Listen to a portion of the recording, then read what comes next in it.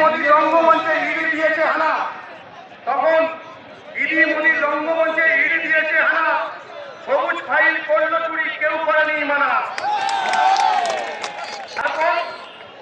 তারপর এডাল ওডাল ঘুরে ইডি দেখায় বাহানা, এডাল ওডাল ঘুরে ইডি দেখায় বাহানা, সময় এসেছে বদলে দিন দিদির জামানা।